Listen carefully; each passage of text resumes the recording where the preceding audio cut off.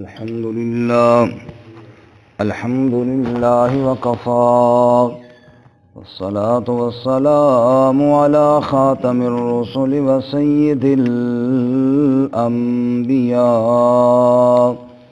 وعلى آله وأصحابه الأتقياء. أما بعد فأعوذ بالله من الشيطان الرجيم. بسم الله الرحمن الرحيم. فتلقى آدم من ربه كلمات فتاب عليه إنه هو التواب الرحيم.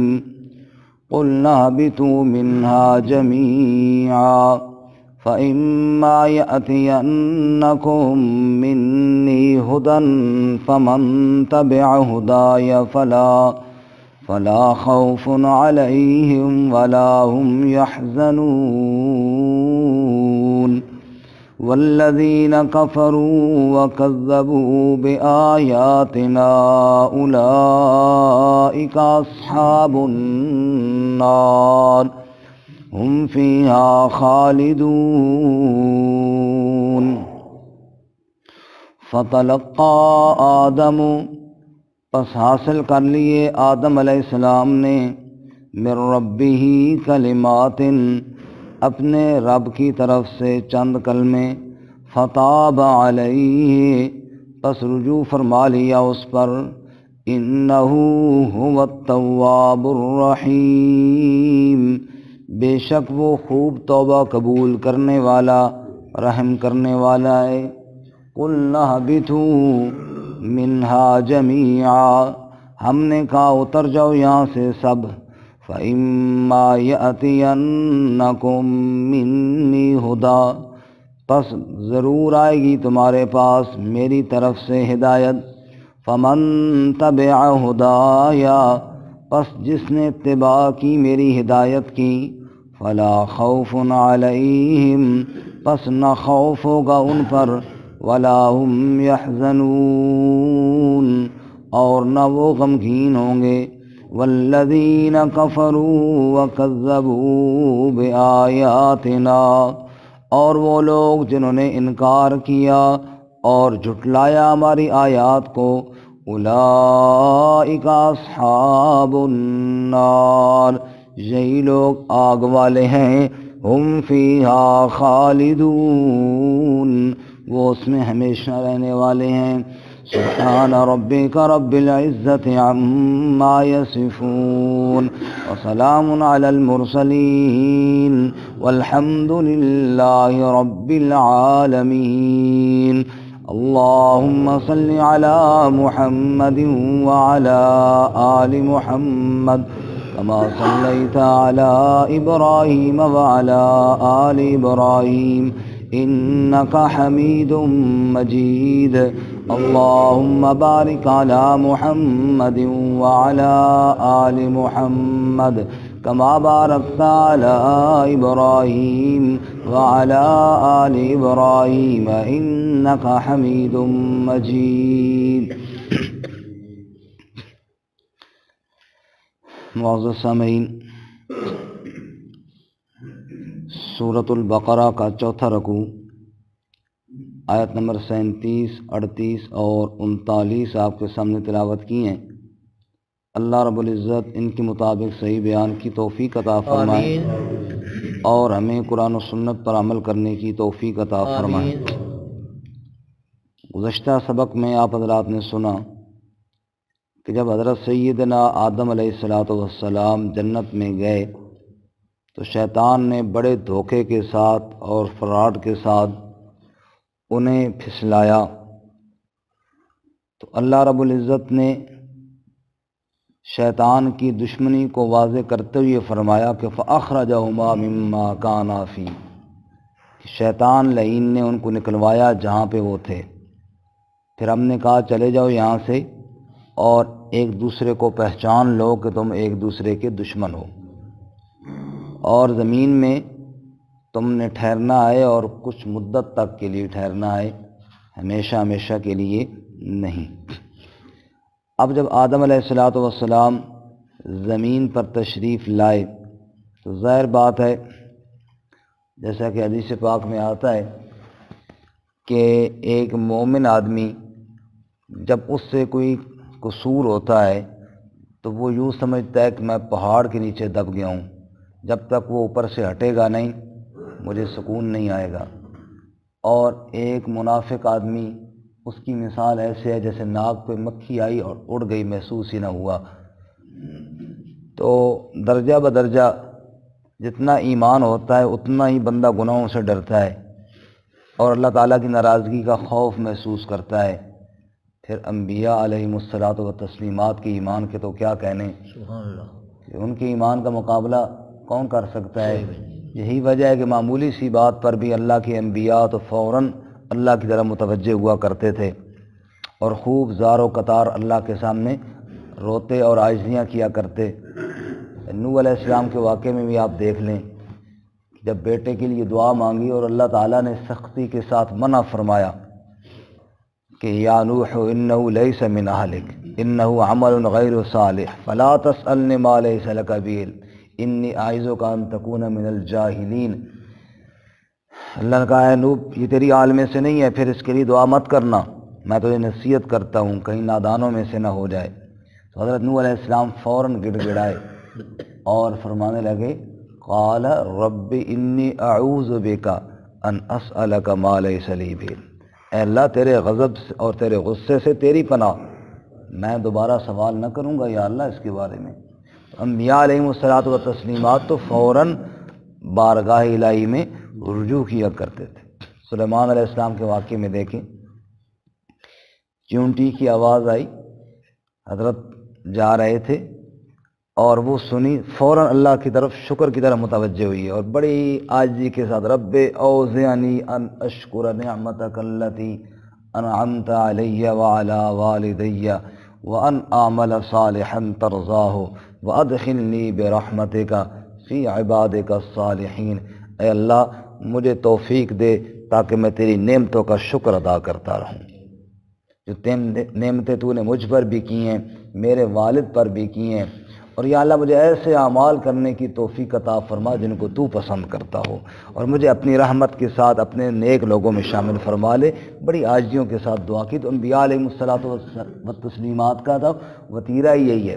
اور سورۃ الانبیاء 17ویں پارے میں جہاں اللہ انبیاء کا تذکرہ کرتے ہوئے نا آخر میں فرماتے ہیں کہ یہ جتنے میرے نبی تھے نا انہم کانوا یدعوننا رغبا ورہبا وکانوا لنا خاشعین، یہ سارے مجھے پکارتے رہتے تھے، سارے انبیاء مجھے پکارتے رہتے تھے۔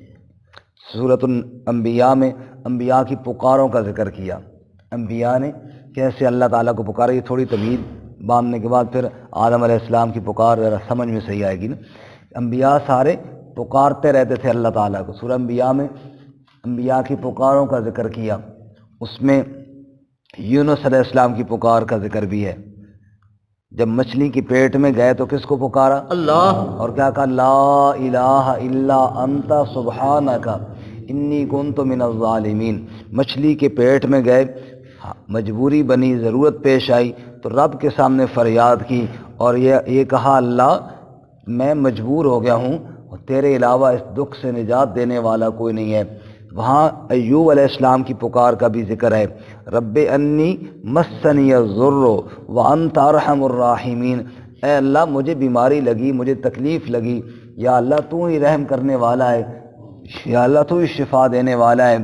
وہاں پر حضرت زکریا علیہ السلام کی دعا کا بھی ذکر ہے، انہوں نے اولاد کے لیے اللہ تعالیٰ سے فریاد کی۔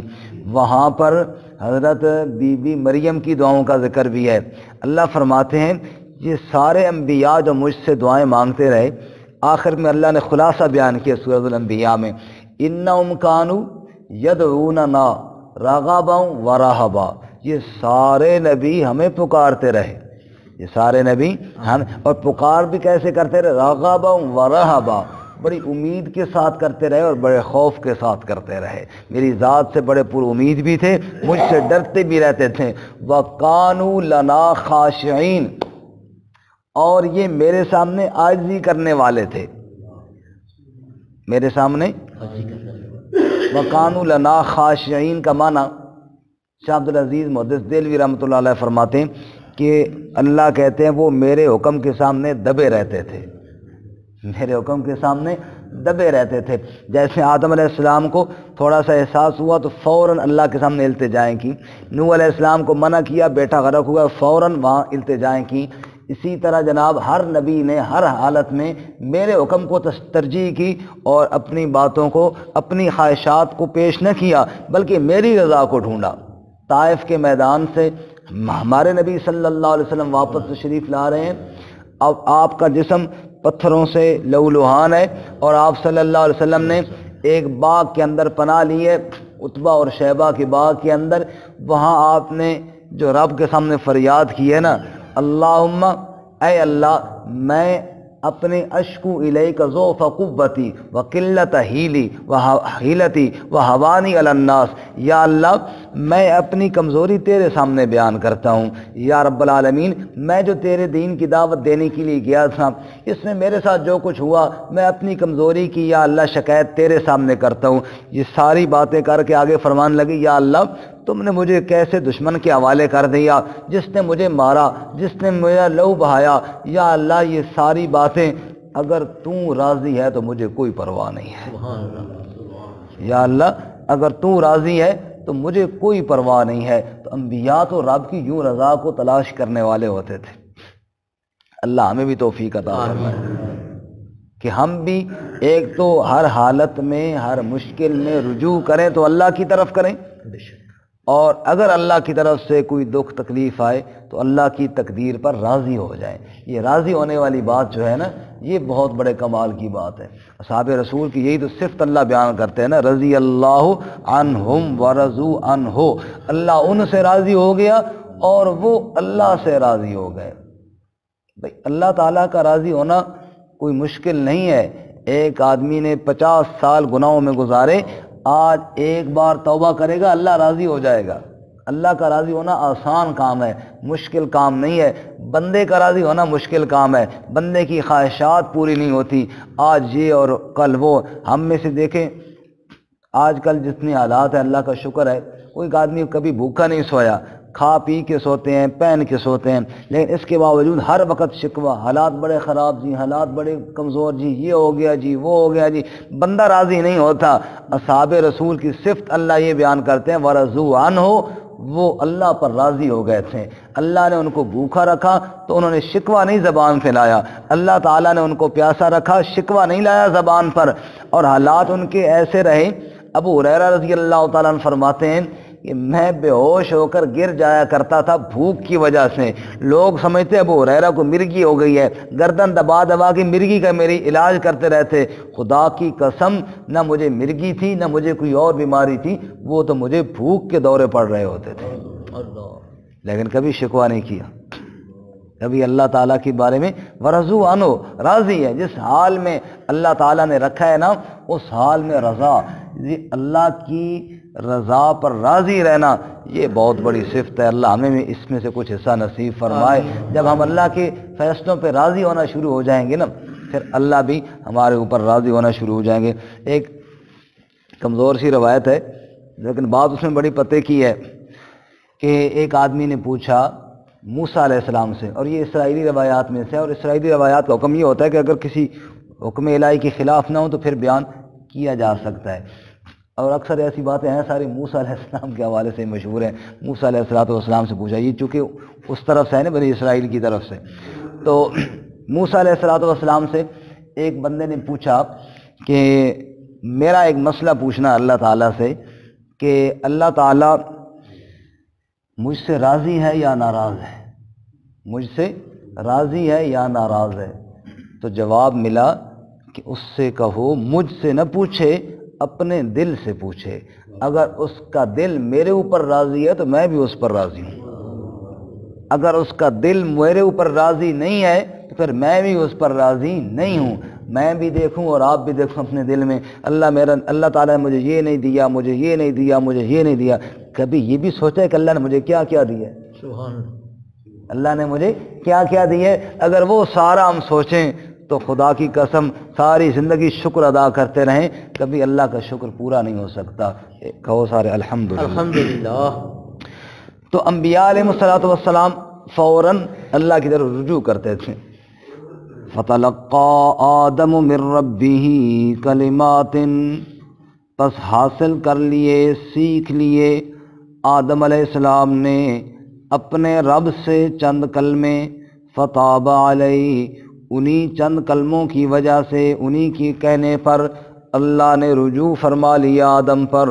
اِنَّهُ هُوَ التَّوَّابُ الرَّحِيمُ، بے شک وہ خوب توبہ قبول کرنے والا، رحم کرنے والا ہے۔ آدم علیہ السلام روتے رہے حتیٰ کہ اللہ تعالیٰ نے آدم علیہ السلام کو وہ کلمات عطا فرمائے، ان کلمات کے ذریعے مجھ سے دعا مانگ تو میں معاف کروں گا۔ صفحہ نمبر 138 نکالیں، سورۃ الاعراف، وہ کلمات موجود ہیں۔ آٹھواں پارہ سورۃ الاعراف، صفحہ نمبر 138،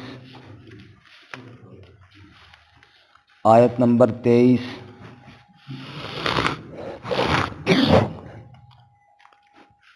آیت نمبر 23۔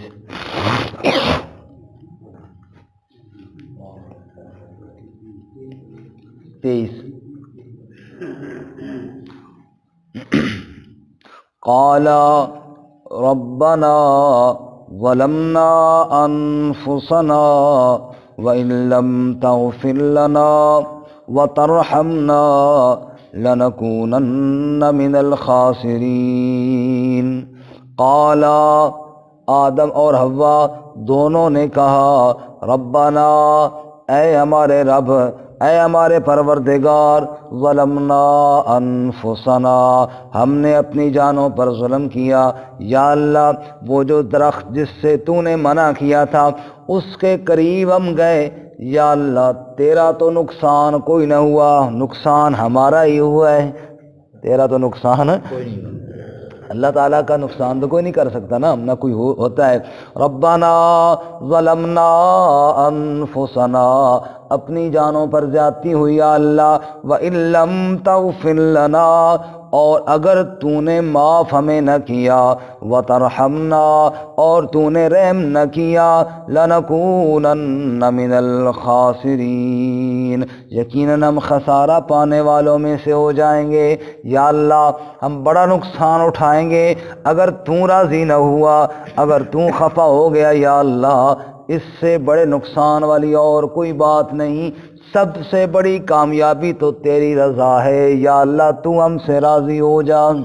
واپس آئیے جی، اللہ فرماتے ہیں فَتَلَقَّىٰ آدَمُ مِن رَبِّهِ كَلِمَاتٍ، پس حاصل کر لیے آدم علیہ السلام نے اپنے رب سے کلمے، فَتَابَ عَلَيْهِ، پس اللہ لوٹ آیا اس پر۔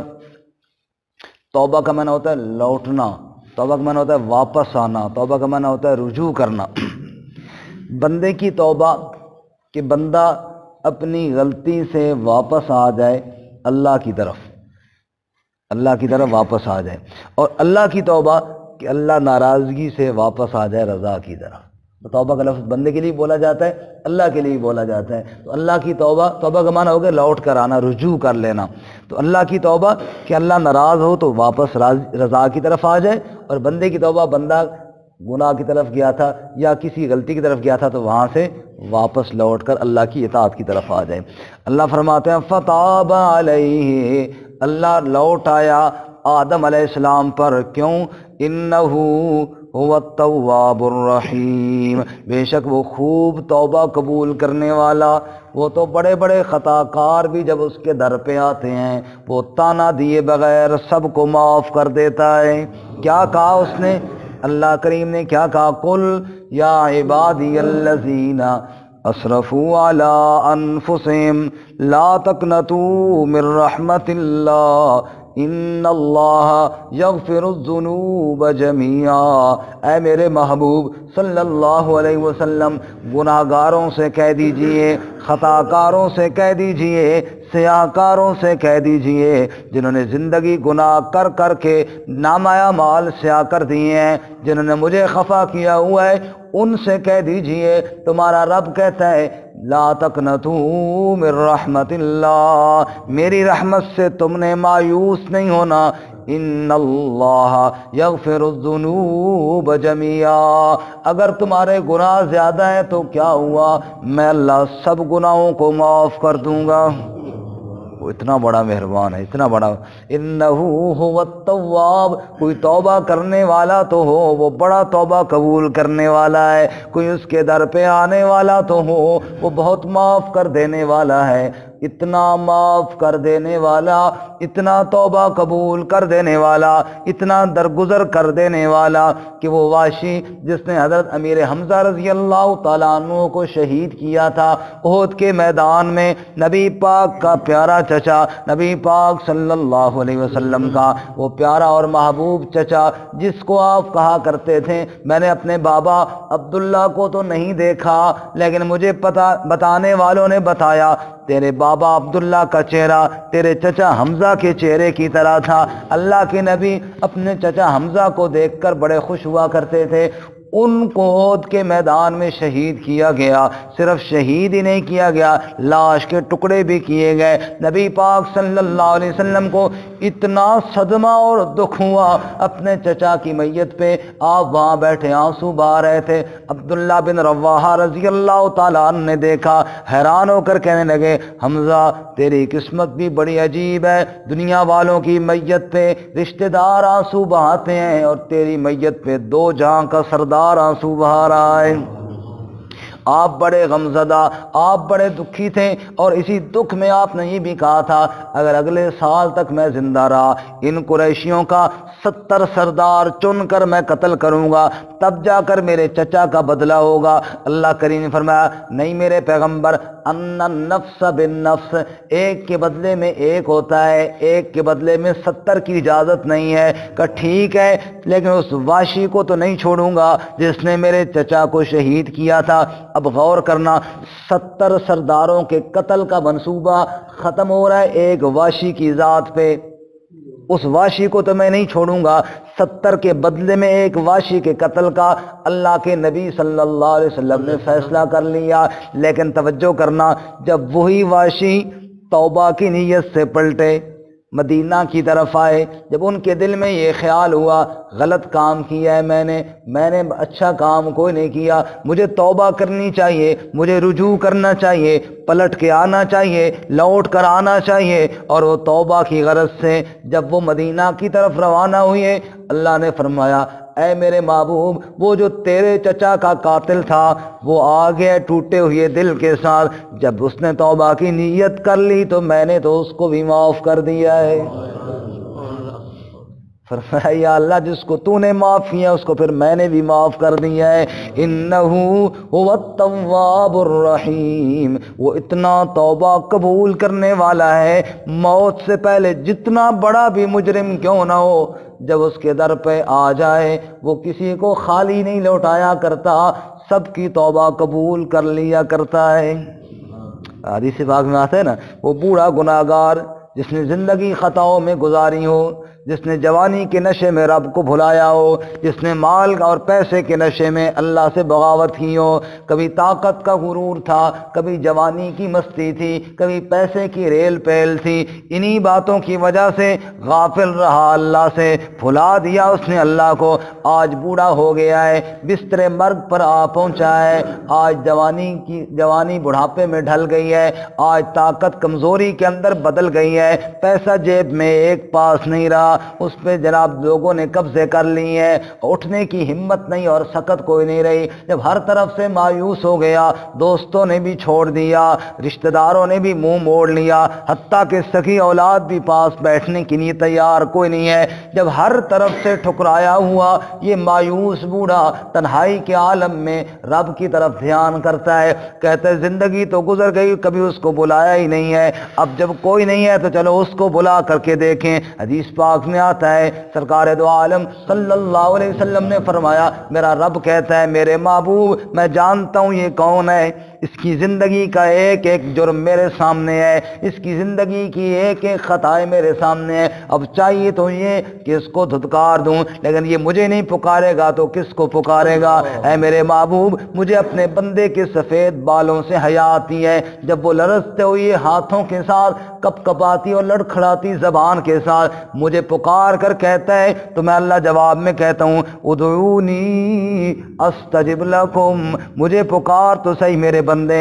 اگر دوست چھوڑ گئے ہیں تو چھوڑ گئے ہوں گے، بھائی چھوڑ گئے تو چھوڑ گئے ہوں گے، بیٹے چھوڑ گئے تو چھوڑ گئے، رشتہ دار چھوڑ گئے تو چھوڑ گئے، ساری کائنات تجھے چھوڑ دے گی، رب تو ابھی بھی تیری توبہ کے انتظار میں ہے۔ ادعونی استجب لکم، مجھے پکار کر دیکھ، تو پکارے گا تو تیرا رب تجھے ضرور جواب دے گا، تیرا رب تجھے ضرور جواب دے گا۔ اور مایوس نہ ہو اے میرے بوڑھے بندے، آ جا میرے دربار پہ، توبہ کرنا تیرا کام ہے اور پچھلے گناہوں کو معاف کرنا تیرے رب کا کام ہے۔ انہ هو التواب الرحیم، وہ بڑا توبہ قبول کرنے والا، وہ بڑا رحم کرنے والا ہے، بڑا مہربان ہے۔ قلنا، آدم علیہ السلام سے اللہ کی ناراضگی تو کوئی نہ، لیکن اب رہنا تو دنیا میں ہی ہے۔ میں نے پہلے عرض کیا یہ جنت میں بھیجنا اور یہ تو ایک پریکٹیکل کرانے کے لیے تھا، دکھانے کے لیے تھا کہ شیطان تمہارا دشمن ہے، ورنہ آدم علیہ السلام کو تو بنایا ہی دنیا میں بھیجنے کے لیے گیا تھا۔ اس لیے اللہ فرماتے ہیں قلنا، ہم نے کہا اہبطوا منہا جمیعا، یہاں سے اتر تو سب نے جانا ہے، یعنی رہنا تو دنیا میں ہی ہے۔ فَإِمَّا يَأْتِيَنَّكُم مِّنِّي هُدًى، اب اگلی بات یاد رکھنا، جب تم دنیا میں رہو گے تمہارے پاس میری طرف سے ہدایت آئے گی، میرا پیغام آئے گا، میں جبرائیل کو بھیجوں گا، میں کتابیں بھیجوں گا اور میں فرشتہ بھیج کر اپنا حکم تم تک پہنچاؤں گا۔ فمن تبع ہدایا، جس نے میری ہدایت کی اتباع کر لی، جس نے بھی کر لی، یہ کوئی رشتہ داری والی بات نہیں، کوئی جناب کسی خاندان کی بات نہیں، جو بھی میری ہدایت کی اتباع کرے گا فلا خوف علیہم ولا هم یحزنون، نہ ان پر خوف ہوگا نہ ان پر غم ہوگا۔ خوف اور غم کی تفسیر مفسرین فرماتے ہیں خوف اپنی ذات کا ہوتا ہے، غم دوسروں کا ہوتا ہے۔ جب مرنے والا موت کا وقت آتا ہے نا، ایک تو اس کو یہ ڈر ہوتا ہے کہ میں آگے جا رہا ہوں، میرے ساتھ پتہ نہیں کیا ہوگا، اور دوسرا اس کو یہ ہوتا ہے کہ میرے بچے رہ گئے، میری بیوی رہ گئی، پتہ نہیں ان کا کیا بنے گا۔ اللہ فرماتے ہیں فلا خوف علیہم ولا هم یحزنون، اللہ نہ اپنی جان پہ خوف آنے دیں گے، نہ کسی کا غم اس کو لائق ہونے دیں گے، دل میں سکون پیدا کر دیں گے۔ جیسا کہ حامیم سجدہ میں ہے، فرمایا کہ ان الذین قالوا ربنا اللہ ثم استقاموا تتنزل علیہم الملائکہ، جنہوں نے یہ کہہ دیا ہمارا رب اللہ ہے، پھر اس پر ڈٹ گئے، جب ان کی موت کا وقت آتا ہے تو فرشتے آ جاتے ہیں اور آ کر کیا کہتے ہیں اللہ تخافوا ولا تحزنوا وابشروا بالجنہ التی کنتم توعدون، اے دنیا سے جانے والے نہ خوف کر اور نہ غم کر، اور جس جنت کے تذکرے سنتا تھا اب اس میں جانے کا تیرا وقت آ گیا ہے، خوش ہو جا۔ فرمایا فلا خوف علیہم ولا هم یحزنون، جس نے میری ہدایت کی اتباع کی نہ اس پر کوئی خوف ہوگا اور نہ اس پر کوئی غم ہوگا۔ والذین کفروا وکذبوا بآیاتنا، اور جس نے انکار کیا اور جس نے جھٹلا دیا ہماری آیات کو، جس نے میری ہدایت کو ٹھکرا دیا، اولئک اصحاب النار، یہی لوگ تو دوزخ والے ہوں گے، آگ والے ہوں گے، ہم فیہا خالدون، اس میں ہمیشہ رہنے والے ہوں گے۔ تو اللہ نے گویا کہ پہلے دن بتایا کہ آدم علیہ السلام کہ تمہاری دشمنی ہے تو شیطان سے، اور اپنی اولاد کو بھی بتا دو کہ اسی طرح میرا حکم آئے گا اور اس کے عمل کرنے میں اگر کوئی کوتاہی ہوئی تو اسی طرح میرے سامنے رو دھو لینا، جیسے تمہارے بابا آدم علیہ السلام نے رو دھو کے مجھے منا لیا تھا، تو میں مان جاؤں گا، میں راضی ہو جاؤں گا۔ لیکن اگر تکذیب کی طرف آئے اور انکار کی طرف آئے تو پھر تمہارا ٹھکانہ دوزخ ہوگا۔ شیطان اکڑ گیا، اگر اکڑ گئے تم بھی گناہ کر کے میرے سامنے معافی نہ مانگی تو پھر تمہیں تمہیں بھی دوزخ میں جانا ہوگا، اور اگر اپنے بابا آدم کی طرح میرے سامنے رو پڑے اور فریاد کر لی تو میں مان جاؤں گا، میں راضی ہو جاؤں گا۔ انسان کی کامیابی اللہ کے منانے میں ہے۔ اللہ مجھے آپ سب کو عمل کی توفیق عطا فرمائے۔ ترجمہ دوبارہ سنیں۔ فَتَلَقَّى آدَمُ مِن رَّبِّهِ کلمات، پس حاصل کر لیے آدم علیہ السلام نے اپنے رب سے کلمات، فَتَابَ عَلَيْهِ، پس اس نے رجوع فرمایا اس پر، إِنَّهُ هُوَ التَّوَّابُ الرَّحِيمُ، بے شک وہ خوب توبہ قبول کرنے والا، رحم کرنے والا ہے۔ قُلْنَا اهْبِطُوا مِنْهَا جَمِيعًا، ہم نے کہا اتر جاؤ یہاں سے سب، فَإِمَّا يَأْتِيَنَّكُم مِّنِّي هُدًى، پس ضرور آئے گی تمہارے پاس میری طرف سے ہدایت، فَمَن تَبِعَ هُدَايَ، پس جس نے اتباع کی میری ہدایت کی، فَلَا خَوْفٌ عَلَيْهِمْ، پس نہ خوف ہوگا ان پر، وَلَا هُمْ يَحْزَنُونَ، اور نہ وہ غمگین ہوں گے، وَالَّذِينَ كَفَرُوا وَكَذَّبُوا بِآيَاتِنَا، اور وہ لوگ جنہوں نے کفر کیا اور جھٹلایا ہماری آیات کو، اولئک اصحاب النار، یہی لوگ آگ والے ہیں، ہم فیہا خالدون، وہ اس میں ہمیشہ رہنے والے ہیں۔